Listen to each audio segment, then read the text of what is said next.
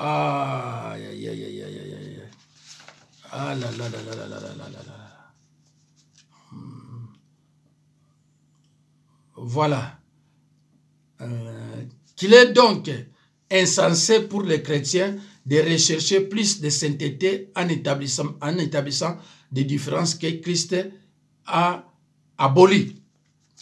Alors, mes chers frères et sœurs dans le Seigneur, c'est vraiment un peu, oui, un peu,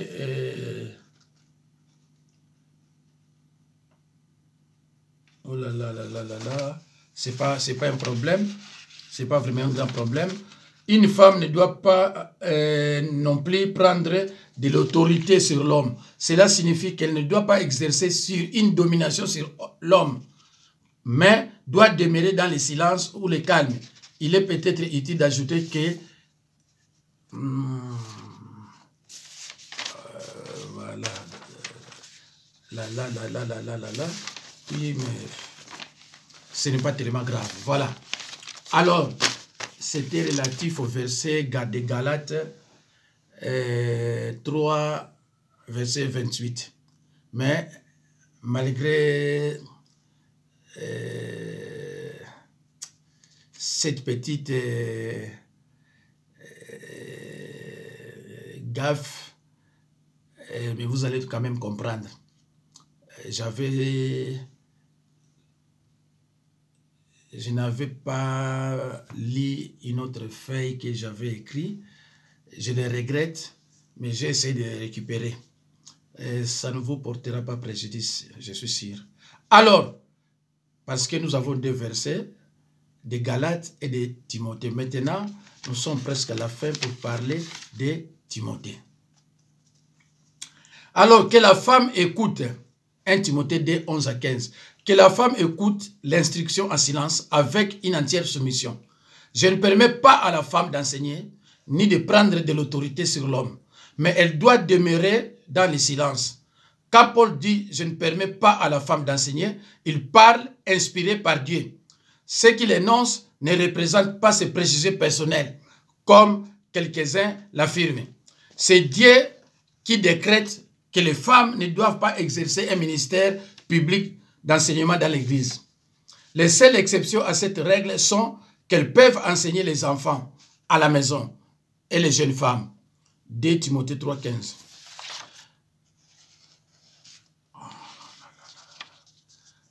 Alors, mes chers frères et sœurs, dans le Seigneur,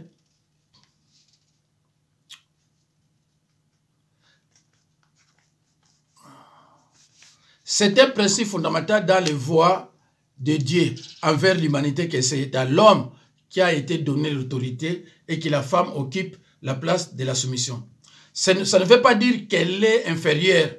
Cela n'est certainement pas ce que cela signifie. C'est qu'il est contraire à la volonté de Dieu que la femme use de l'autorité sur l'homme ou les domine. Pour prouver ce qu'il avance, Paul retourne à la création d'Adam et Ève, verset 13. Adam a été formé le premier, Ève ensuite. En créant l'homme en premier, Dieu voulait qu'il soit le chef, celui qui dirigerait et posséderait l'autorité. Le fait que la femme a été créée en deuxième lieu signifie qu'elle doit être soumise à son mari. Ça, c'est pour nous qui sommes des chrétiens. En basant sur son argument sur l'ordre de la création, Paul exclut toute idée qu'il s'agit ici d'une simple question de culture locale. La seconde preuve se rapporte à l'entrée du péché dans le monde. Au lieu de s'approcher directement d'Adam, le serpent est allé vers Ève avec ses intentions et ses mensonges. D'après les instructions de Dieu, Ève n'aurait jamais dû agir d'une manière indépendante. Elle aurait dû aller vers Adam et lui soumettre le problème. Au lieu de cela, elle a été séduite par Satan et s'est rendue coupable de transgression. Adam n'a pas été séduit. Alors, mes chers frères et sœurs dans le Seigneur, elle sera sauvée, elle sera néanmoins. Ça, c'est le verset 15. Elle sera néanmoins sauvée en devenant mère si elle persévère avec modestie dans la foi, dans la charité et dans la sainteté. Mes chers frères et sœurs, on est au verset 15. Ce verset est l'un des plus difficiles des épîtres pastorales et beaucoup de réinterprétations ont été avancées. Certains pensent que nous avons ici simplement une promesse faite par Dieu qu'une mère chrétienne sera sauvée de la mort dans l'acte physique de l'accouchement. Cependant, ceci n'est pas toujours vrai.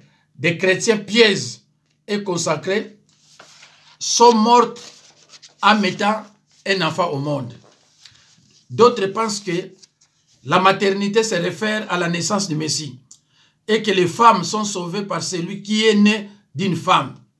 Cependant, cette pensée ne s'accorde pas avec le sens du passage puisque les hommes sont sauvés de la même manière. Personne n'oserait suggérer raisonnablement que le verset signifie qu'une femme reçoit le salut éternel en raison du fait qu'elle donne naissance à des enfants. Ce serait le salut par les œuvres et des œuvres d'un genre bien particulier. Alors, mes chers frères et sœurs, dans le Seigneur, personne n'oserait suggérer raisonnablement que le verset signifie qu'une femme reçoit le salut éternel en raison du fait qu'elle donne naissance à des enfants. Ce serait le salut par les œuvres et des œuvres de genre bien particulier. Nous suggérons l'interprétation suivante du passage comme la plus raisonnable. Tout d'abord, le salut dont il est question ici ne s'applique pas au salut de l'âme, mais plutôt au salut de sa position dans l'Église. De ce que Paul a déjà dit dans ce chapitre. Certains pourraient avoir l'impression que la femme n'occupe aucune place dans les décès et conseils de Dieu et qu'elle est réduite à un rôle insignifiant. Mais Paul conteste cette façon de voir, bien qu'il soit vrai qu'aucun ministère public ne lui est attribué dans l'Église. Et là, cependant, un ministère important. Mes chers frères et sœurs, on n'est pas sauvé en mettant des enfants, en donnant naissance aux enfants. Ça serait, on n'est pas sauvé par les œuvres, mais on est sauvé par la foi. Ça c'est clair. Si les femmes considèrent ces versets, prennent ces versets, c'est pour cela Pierre insiste, aucune interprétation de la prophétie, aucune prophétie de l'écriture ne peut être un objet d'interprétation particulière. Elle sera néanmoins sauvée. Lisez bien le verset 15. Ce n'est pas en donnant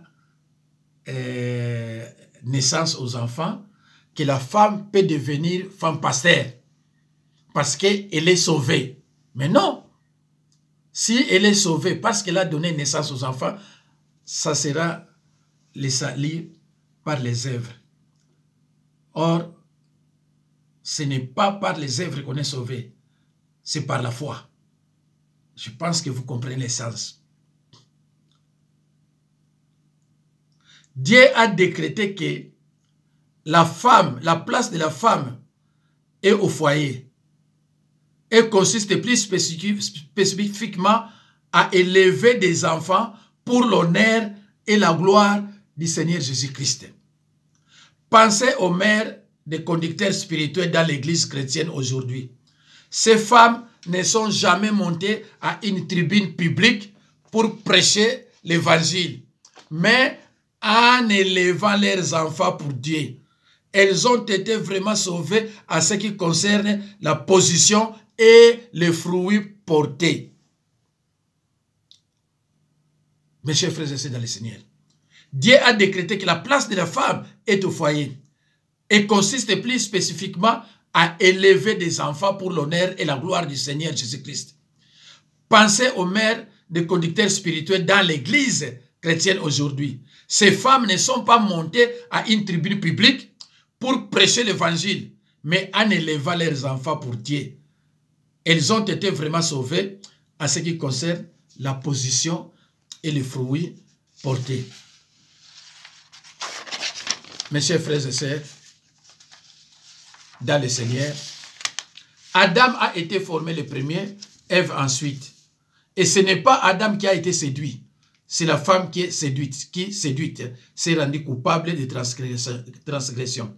Elle sera néanmoins sauvée en devenant mère, si elle persévère avec modestie dans la foi, dans la charité et dans la sainteté. Apôtre Paul nous enseigne que toute écriture est inspirée de Dieu et utile pour enseigner, pour convaincre, pour corriger, pour instruire dans la justice, afin que l'homme de Dieu soit accompli et propre à toute bonne œuvre. Si Dieu a placé une vérité dans l'écriture, elle est revêtue pour toujours de son autorité intangible. Et parmi leurs auditeurs, ceux qui étaient nobles à Béret, par exemple, examinaient chaque jour les Écritures pour voir si ce que l'apôtre disait, si ce que disait l'apôtre, à l'occurrence, Paul, correspondait à l'enseignement biblique. Acte 17, 11. Une excellente attitude, toujours à imiter avant d'accepter. Celui qui déclare parler comme oracle de Dieu. 1 Pierre 4, 11. Qu'est-ce qu'une diaconesse?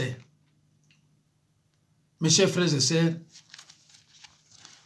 dans le Seigneur, il faut vraiment être comme les chrétiens de Béret, qui, n'est-ce pas, examinaient toutefois les Écritures pour voir si ce qu'on leur disait était exact. Il faut toujours, faut pas accepter, parce qu'on t'a dit, on va te consacrer pasteur. Tu acceptes, tu ne sais pas quelle sorte de consécration. Il faut faire très attention. On peut aussi te consacrer dans la sorcellerie. Il faut faire vraiment très attention si vous aimez vos enfants. Une femme pasteur n'existe pas dans l'église de Jésus-Christ. Il n'y a aucun verset biblique. Toutefois, si les versets permettaient à la femme d'être pasteur, on devrait avoir quelque part, on devrait trouver un verset qui pourrait dire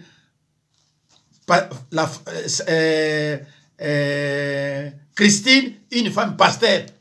On devrait trouver ça dans la Bible. Mais cela est indiqué nulle part, nulle part, nulle part.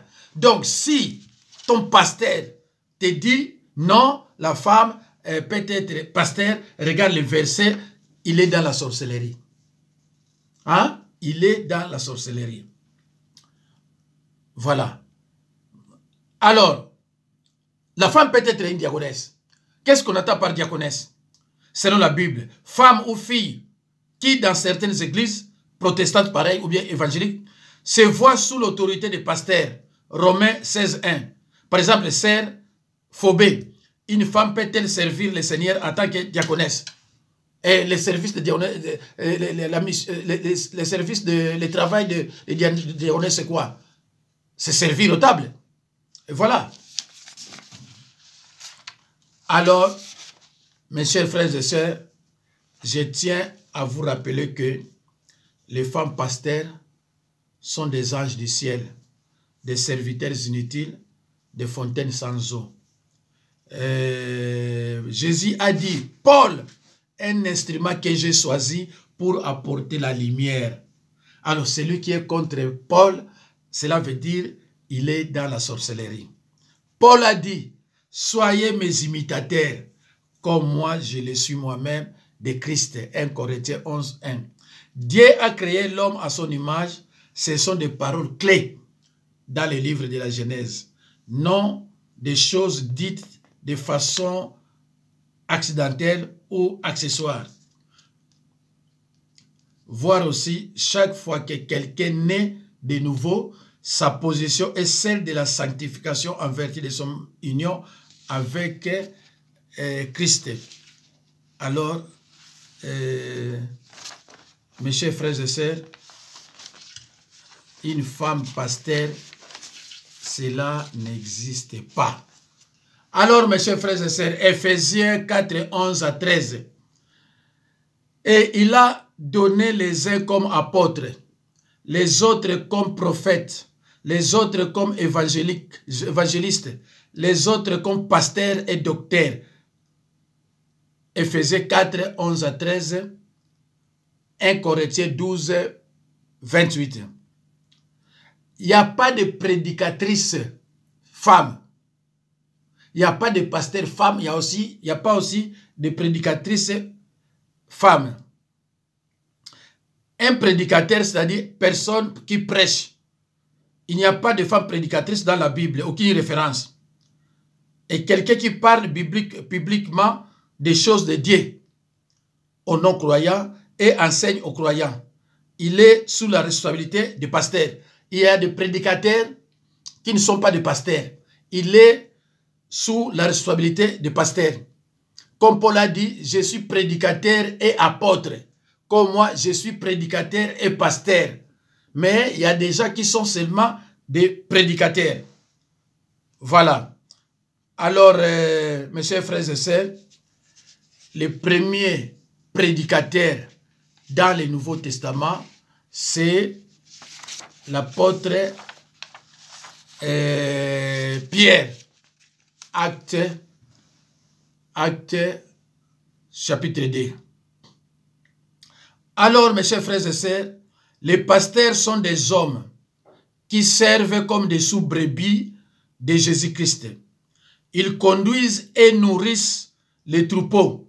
Leur ministère consiste à conseiller avec sagesse, corriger, encourager et consoler. Je reprends.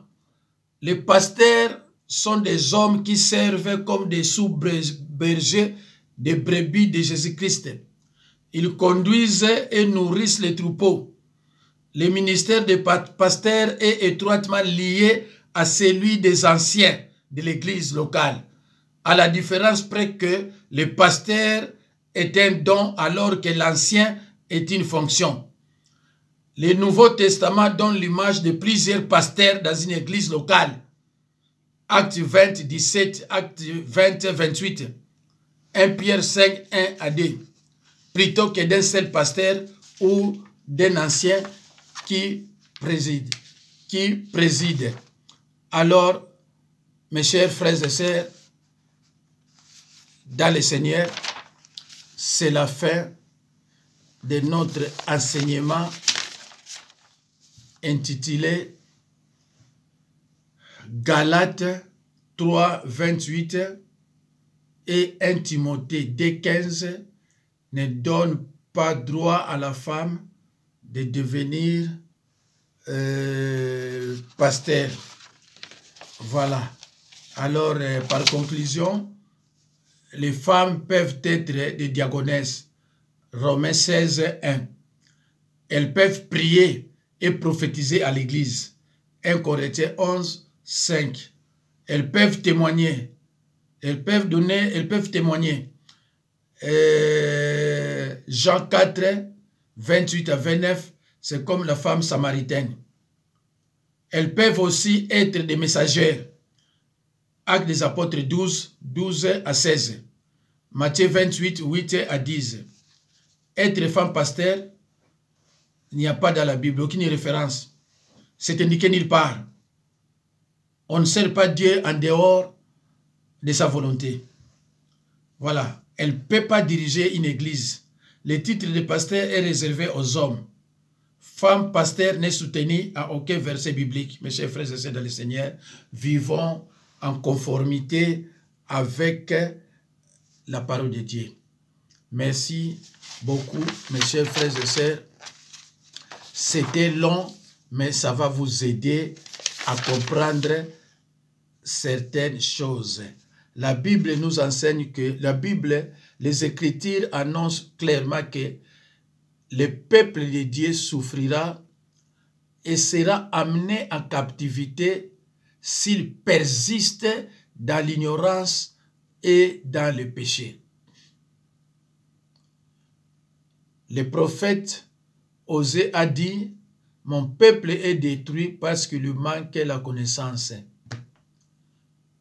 Mes chers frères et sœurs dans le Seigneur, ces versets bibliques ne disent pas que mon peuple est détruit à cause des sorciers ou satanistes, mais uniquement par manque de connaissances.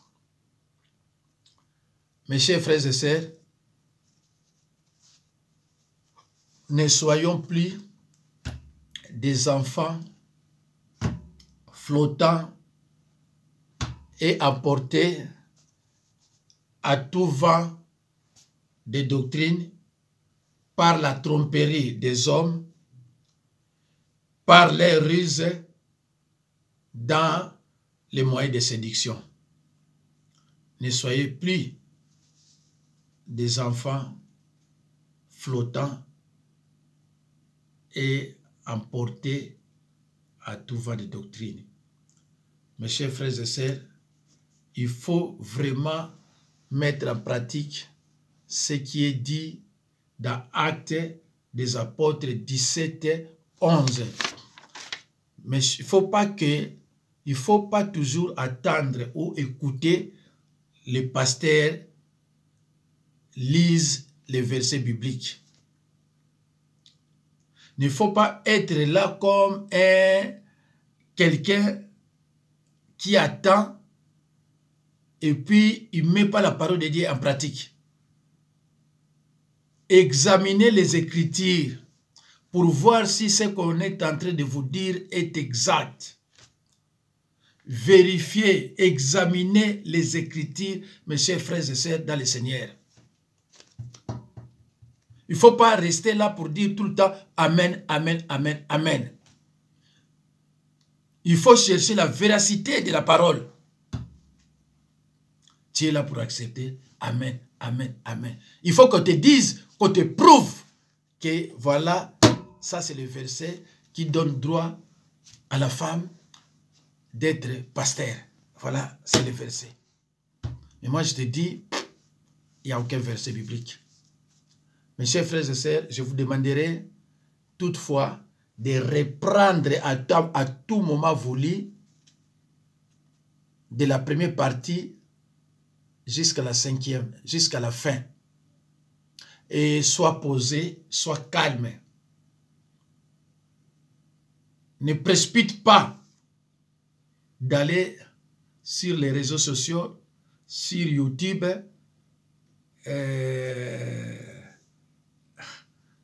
bon, je ne peux pas dire parce qu'il y a des gens qui vont l'interpréter mal. Voilà. Voilà. Donc, mes chers frères et sœurs, parfois, il faut avoir l'habitude d'éteindre la télévision. Tu éteins aussi les portables. Mets-toi à l'étude biblique. Parce que Jésus-Christ a dit, tout chrétien qui ne met pas la parole de Dieu en pratique ressemblera à un fou, n'est-ce pas, qui a bâti sa maison sur les sables. À cas de pluie, des torrents et de vents impétueux, cette maison ne résistera pas. Cette maison tombera. Et imagine la suite. Imagine la suite. Ça sera un scandale. Un chrétien qui ne met pas la parole de Dieu en pratique ressemblera à un homme fou, à un fou qui a bâti sa maison sur le sable. Mais il nous conseille de bâtir notre maison sur les rocs. Quelle que soit la pluie, les torrents et le vent, cette maison ne tombera jamais. C'est-à-dire que devant les attaques de l'ennemi, tu vas résister. Tu vas résister. Tu peux même tomber, mais tu vas te mettre debout et continuer ta destination. Merci mes chers frères et sœurs dans le Seigneur. Prochainement, je serai encore avec vous. Merci surtout de votre patience. Au revoir.